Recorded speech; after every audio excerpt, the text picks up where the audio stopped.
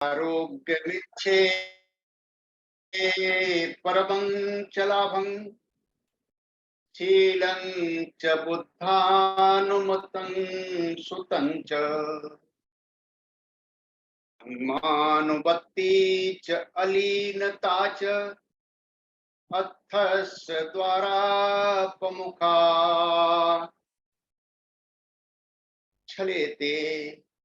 ये भगवान बुद्ध यहाँ पर कहते हैं कि आरोग्य मिच्छे,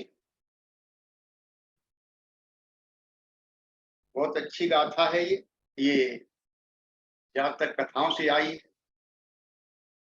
अर्थस द्वार जहाँ तक से ली गई है। अर्थस का मतलब होता है अर्थ, धन, विकास भी कहते हैं इसको, उन्नति भी कहते हैं। तो भगवान से पूछा गया है कि उन्नति के द्वार क्या हैं, उन्नति के रास्ते क्या हैं, विकास के रास्ते क्या हैं, अर्थ को किस किस रास्ते से लाया जा सकता है, कौन सी राह है कि जिससे हम जो है उन्नति कर सके। क्या भगवान बुद्ध यहाँ पर कहते हैं आरोग्य मिच्छे परमं च लाभं, यानी आरोग्य की इच्छा करना, आरोग्य की इच्छा करना परम लाभ है।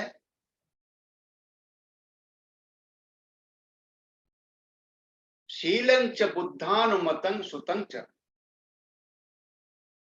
और शील यानी हमारा आचरण, शीलाचरण, धर्माचरण और बुद्ध उपदेशों का सुनना,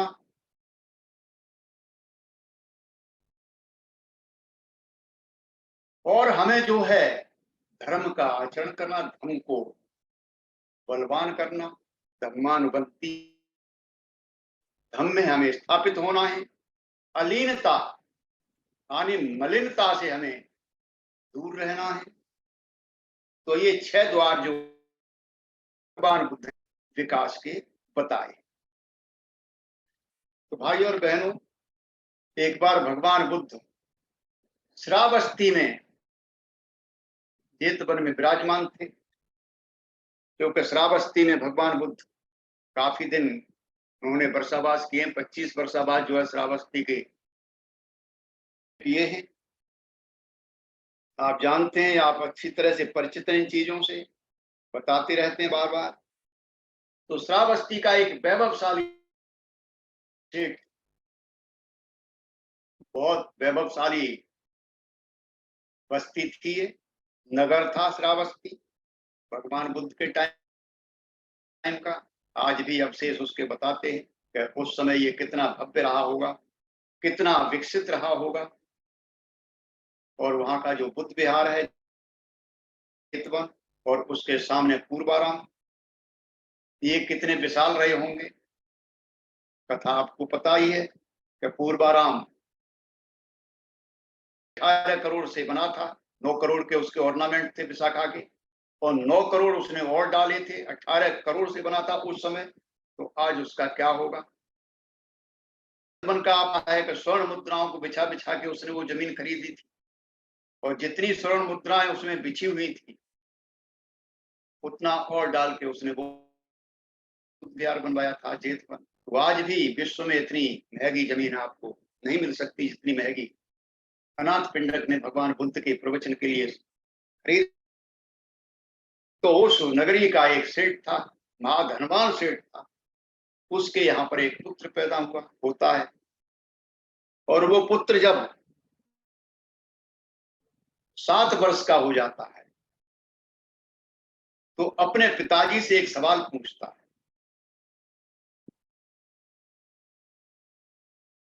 ये मन सोचना कि 7 वर्ष का बच्चा कुछ जानता नहीं, बहुत कुछ जानता है, क्योंकि विशाखा भी 7 वर्ष की बुद्ध के समीप आई थी, और बुद्ध के समीप आकर के वो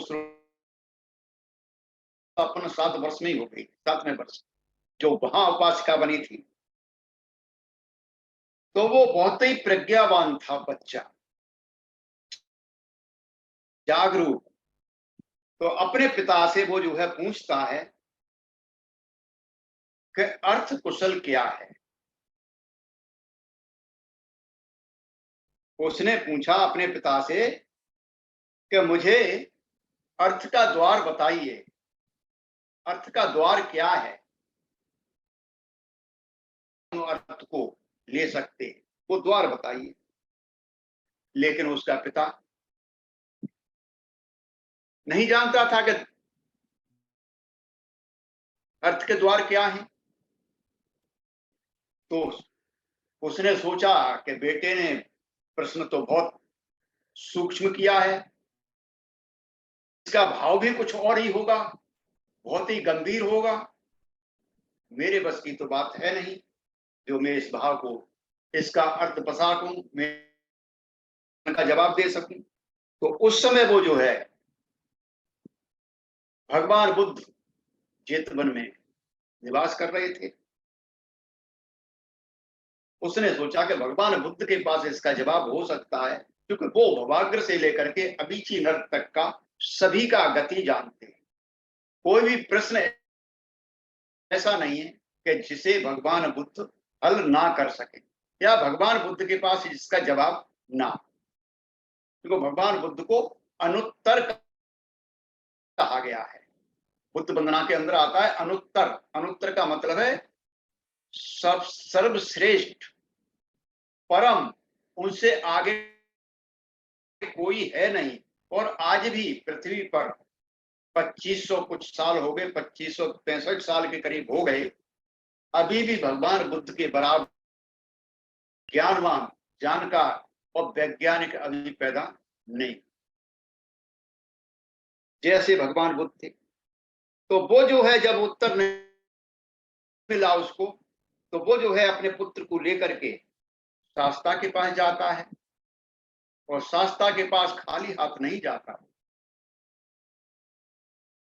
उनकी पूजा के लिए मालाएं लेता है, विलेपन लेता है, जो देने वाली चीज थी, भेंट करने वाली चीजें थी, वो उसने ली, और शास्ता के जेतवन में जा करके शास्ता के चरणों में रख के वो चीजें, और एक और बैठ गया। एक और बैठा, जब उसने एक और पूजा कर ली, पहले भगवान बुद्ध की प्रणाम कर लिया, फिर बैठ गया वो। तो बैठा हुआ वो कहने लगा, भंते, मेरा ये बालक जो है बहुत बुद्धिमान है, अर्थ कुशल है,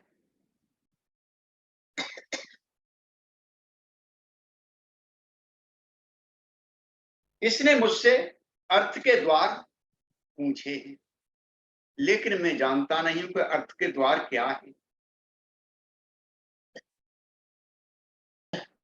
तो भगवान, अच्छा हो कि आप इसका जवाब दें, क्योंकि मैं आपके पास ले आया हूं, मैं जानता नहीं था इसलिए आपके पास आया हूं। आप ऐसे हैं कि आपके पास हर सवाल का जवाब है, हर तरह से आप जानते हैं, तो कृपा करके आप इसका उत्तर दें।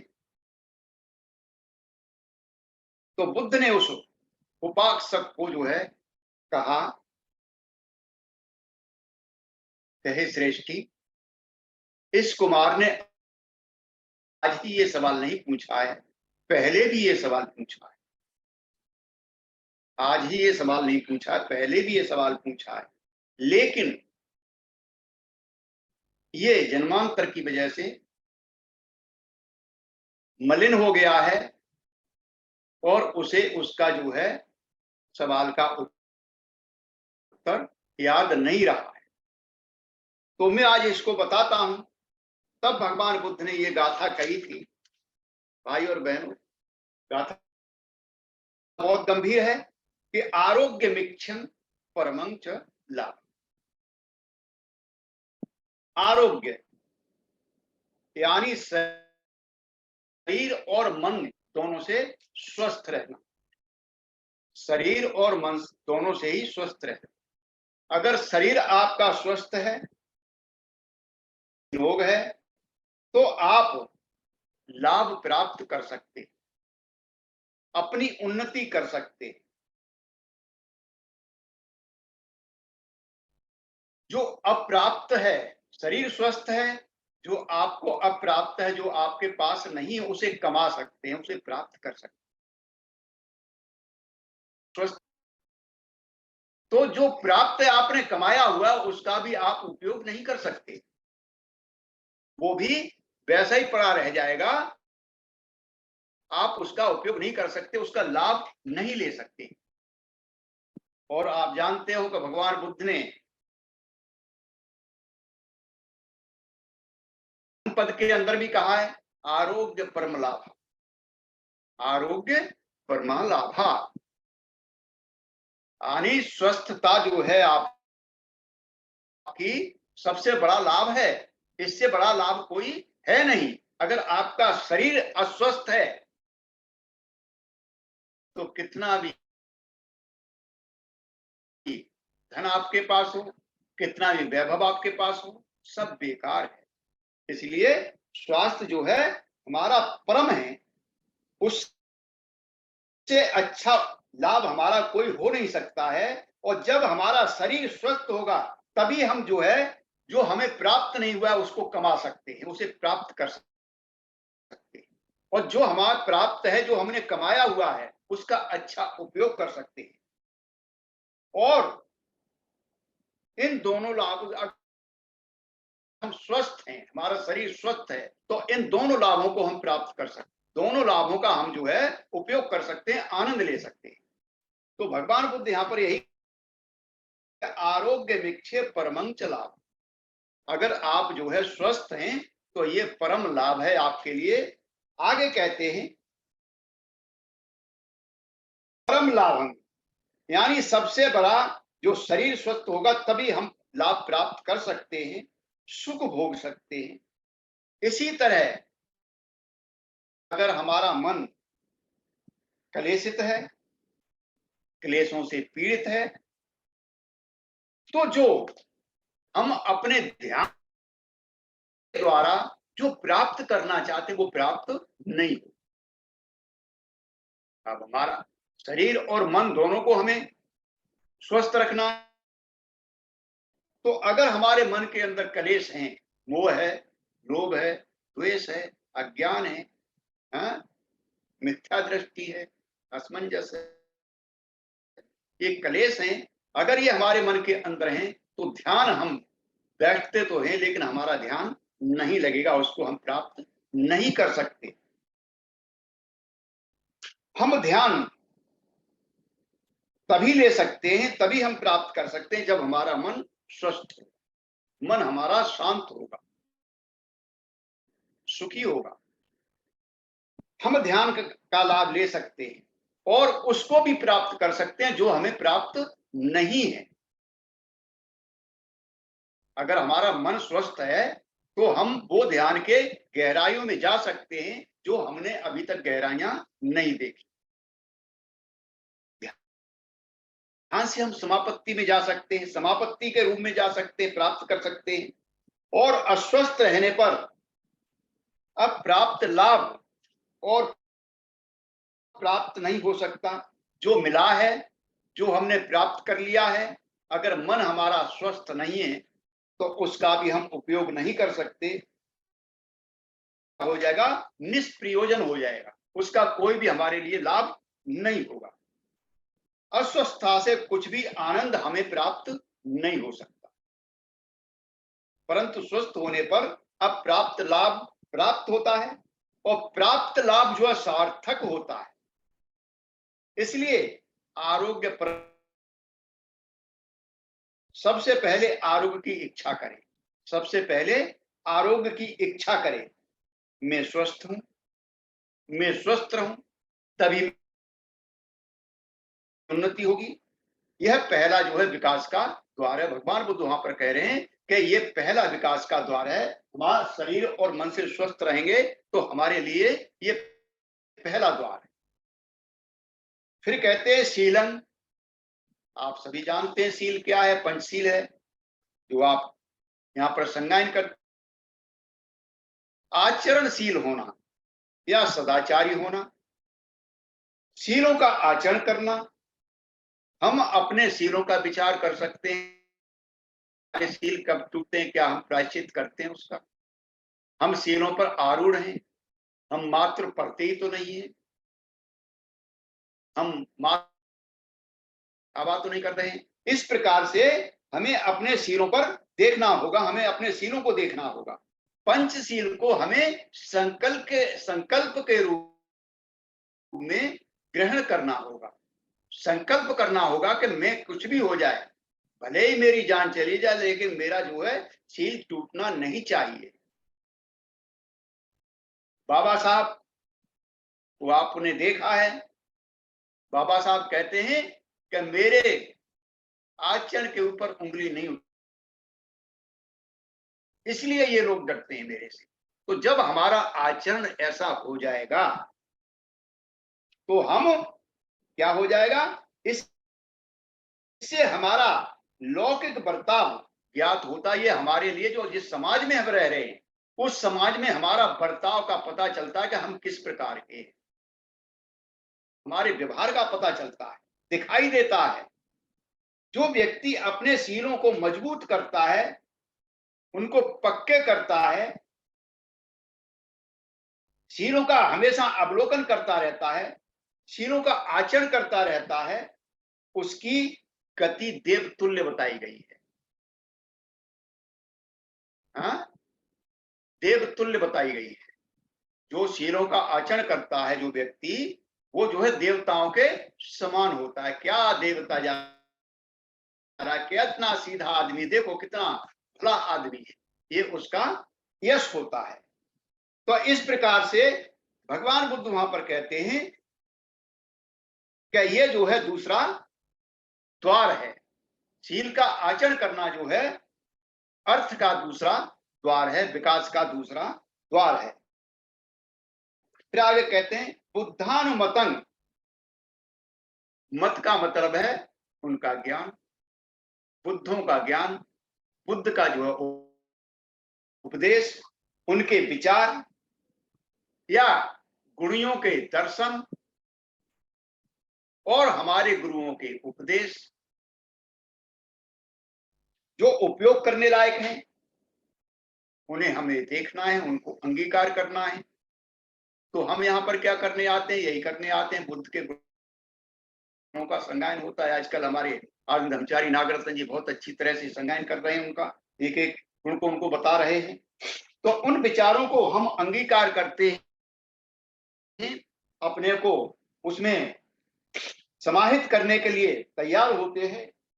और सुतंग का मतलब है श्रुत, जो सुना हुआ है, जो बताया गया है, जो स्पष्ट किया गया है और जो उपयोगी है, उपयोग करने लायक है।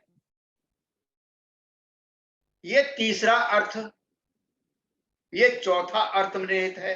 एक बुद्धानुमतं जो है तीसरा अर्थ का द्वार है, और श्रुत है जो सुना गया उसका उपयोग करने लायक है, उसका उपयोग करिए, जो अच्छा है उसका उपयोग करिए, वो जो है चौथा द्वार है। फिर आगे कहते हैं ये अर्थ निहित है, ये अर्थ के लाभ के लिए है। आप जानते हैं बहुश्रुत होना, आनंद को बहुश्रुत कहा गया है। बहुश्रुत होना है, लाभदायक है। इस प्रकार से जो है ये चौथा द्वार है हमारा, बहुश्रुत होना या सुतंच, ये जो है चौथा द्वार है। फिर कहते हैं धम्मानुवत्तीच, धम्म का आचरण करने वाला, धम्म का जो है धम्म धर, एक तरह से जो धम्म को जानता है, धम्म में स्थापित है, धम्म को अपने अंदर जी रहा है, सुचत्र धर्म के अनुसार जिसका आचरण है। तो बाबा साहब क्या कहते हैं धम्म के बारे में? धम्म, हाँ, बाबा साहब कहते हैं कि जीवन की पवित्रता को बनाए रखना ही धम्म है। बहुत अच्छी तरह से बाबा साहब ने समझाया बुद्ध और उनके धम्म के अंदर। तो हम अपने जीवन की पवित्रता को बनाए रखें, हमारी जो है त्रिविध पवित्रता को बनाए रखें, धर्म के अनुसार हम आचरण करें, जो धर्म बाबा भगवान बुद्ध ने दिया है, धम्म बाबा ने दिया है, उसके अनुसार हम अपना व्यवहार करें, जीवन यापन करें। तो ये पांचवा अर्थ का पार है, धम्मान बनता। और अनीलताच, अलीनताच, लीन का मतलब है रत होना, आसक्ति होना। लीन का मतलब है अनासक्त होना, आसक्ति मुक्त रहना।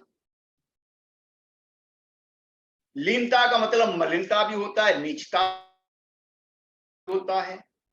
तो चित्त का स्वभाव हम जो है मलिन ना होने दें, अपने चित्त को मैला ना होने दें। फिर तो हम नहा के साफ कर लेंगे, लेकिन मन के जो मैल हैं उनको भी हमें साफ करना है। और ये मैल हमारे किससे शांत होंगे, किससे साफ होंगे? ये मैल हमारे जो है, मन के मैल जो है हमारी ध्यान से साफ होंगे। ध्यान से ये जो है खुलेंगे, ध्यान से विकसित होंगे, उत्तम श्रेष्ठ होंगे। तो इस प्रकार से भगवान बुद्ध कहते हैं ये जो है अलीनता होना, यानी अपने मन को शुद्ध रखना, ये जो है छठा द्वार है। और अथस द्वारा प्रमुख छले थे, ये जो है उन्नति के 6 द्वार हैं जो भगवान बुद्ध ने बताए। 6 द्वारों को हम जो है उपयोग करते हैं, अच्छी तरह से अपने जीवन में उपयोग करें। इनसे हमारा क्या होगा कि दोनों तरह की हमारी उन्नति होगी, लौकिक उन्नति होगी, हम समाज में स्थापित होंगे, और लोकोत्तर उन्नति होगी, हमारा जो है ध्यान हमारा बढ़ेगा, हम जो है जीवन हुए चले जाएंगे, आध्यात्मिक जीवन के अंदर स्थापित होते हुए चले जाएंगे। और हम जो है अपने आध्यात्मिक गुरु जो संग्रह जी हैं, उन्होंने कहा कि मेरा ब्रह्मचारी कम से कम एक स्तर को तो प्राप्त कर ले। तो ये अगर 6 द्वार हम अपने ऊपर लागू करते हैं इनको समझ करके, तो शायद हम जो है कभी न कभी प्रयासरत रहेंगे और आगे चल करके कोई न कोई स्तर प्राप्त कर सकते हैं। तो बहुत बहुत अच्छी तरह से आज हम ध्यान को करेंगे, आनापानसति ध्यान को। आप जानते हैं पारियों में होता ही है। पहली पारी गणना की है, गिनती करते हैं, जब हमारी सांस अंदर आ जाती है फिर बाहर निकलती है तो हम गिनती करते हैं, वहां पर 1, फिर आती है, फिर निकलती है, फिर 2 की गिनती करते हैं, पहली पारी। उसके बाद अनुबंधना करते हैं, यानी उसके उल्ट करते हैं, हम बनते हैं इसमें। जब हमारी सांस अंदर आती है तो उससे पहले हम गिनती गिनते हैं, उसके बाद आती है सांस चली जाती है, फिर आती है तब गिनती गिनते हैं, फिर चली जाती है, फिर आती है तब उससे पहले गिनती गिनते हैं। तो इस प्रकार से हम दूसरी पारी में रहते हैं। तीसरी पारी में हम जो है गिनती छोड़ देते हैं।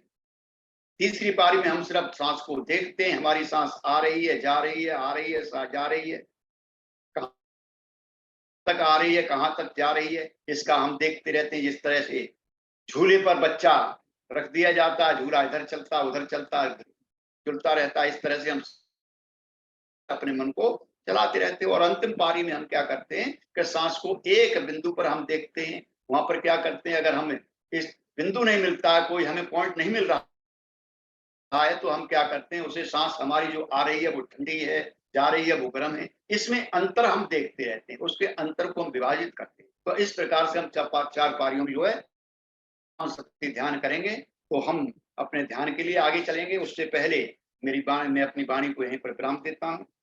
और आपने बड़े अच्छी तरह से आज के इस प्रबोधन को सुन लिया। आप सभी का बहुत बहुत धन्यवाद, साधुवाद, पुण्यानुमोदन। जय भीम, नमो बुद्धाय।